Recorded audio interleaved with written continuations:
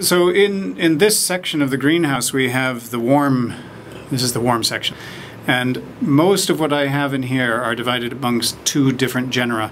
Phragmipidiums like this, which are the slipper orchid genus of Central and South America. And then the other ones are bulbophyllums, which are mainly found in Southeast Asia.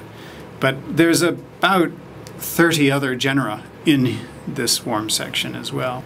Over there you've got some lovely frags in bloom. But we make flower essences with these, so that's like the batch remedies, like Rescue Remedy, that product. But we make them without cutting the blooms. We just simply pour water over the blooms into a catchment bowl. And that's enough to convey the subtle bioelectric charge of the flower into the water, and then that's preserved with alcohol. And this is an unusual business for the Western Isles, I can assure you. I think we're the only flower essence business in any of the Scottish Islands. And it's a major business. We're sending our flower essences, our orchid essences, out around the world and all over the UK and Europe, and it generates more income for us than the bed and breakfast that we run, and has even been growing despite the recession. So, you know, it's positive, because at the end of the day you have to pay your bills, and can't keep going if you can't pay the bills. But for the most part, the economies of the Western Isles are based around fishing and farming and tourism. And so to have a business that isn't dependent upon any of those is very unusual. Frankly, there's very little appreciation of orchids in the Western Isles, at least of tropical orchids. One of the world's leading orchid specialists lives up in northwest Scotland on the mainland. But for example, here on Gigha, very few, if anybody, has much appreciation of the tropical orchids.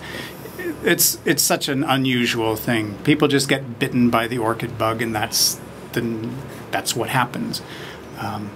I got interested in orchids through the flower essence side of things 12 or 13 years ago, and it's become something of an obsession. Up on the wall there, you've got a dendrochilum, which would be from the Philippines area. Next to it, you've got a Dendrobium lawsii, which made a wonderful essence a year ago. That's still in bloom. And up above me here, you've got a Phragmipidium sorcerer's apprentice, a number of Paphiopedilums. Here's another Dendrobium. We've never made an essence with this one, but it's a gorgeous plant. I brought it back from a very fine semi-commercial orchid grower in Germany. This is an old friend. This is called Dendrobium spectabile, and it is famous in the orchid growing world for being one of the weirdest looking orchids around, and is a major essence plant for us. It provided an essence for psychic protection, as we call it. Now I think I'd better take you over to the cool section, and we'll look at some of the plants in there. So this plant here is called Pleurothallus gargantua, and that's a genus of about 600 species in South America, mainly found up in the cloud forest. And as the name implies, this is the species within the genus that has the biggest single bloom. And you can see how the bloom is protected by the leaf. Inside the bloom, there's really interesting parts that you almost can't see unless you get in with a really close-up lens.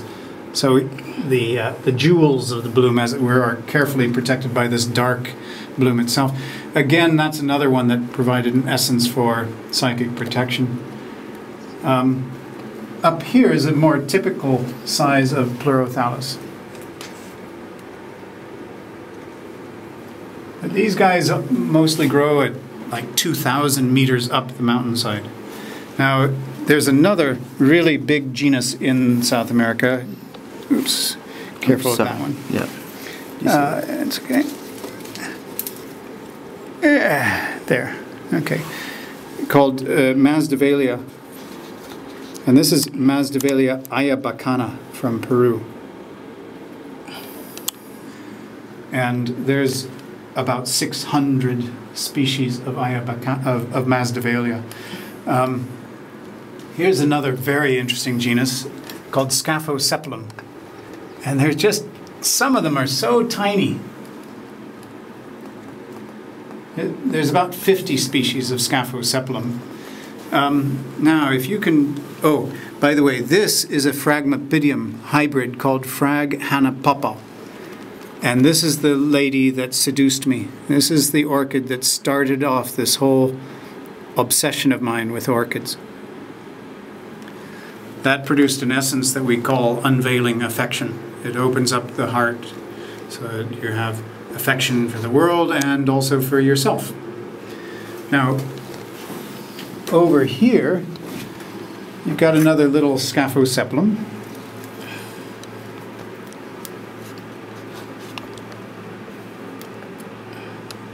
But on the other hand, look at this guy. This is Scaphocephalum gibberosum and is the biggest bloom in the genus. And one of the things that's interesting about this particular species is that each spike can carry on producing blooms for up to 5 years. So it's presenting continually a fresh bloom to the world. And this made an essence that we call positive outcome. Helps one to have a positive frame of mind. Really important essence in these times. But isn't that magnificent? It's like as if you had Salvador Dali come along and design an orchid. Very difficult to photograph that because it's so in so many dimensions wrong for photographing. Now, behind you, we've got one of the major ones in the line. This is Masdevallia regina. And don't lean that way too much. Okay? Masdevallia regina from Peru and I think Ecuador, but certainly from Peru. But isn't that graceful?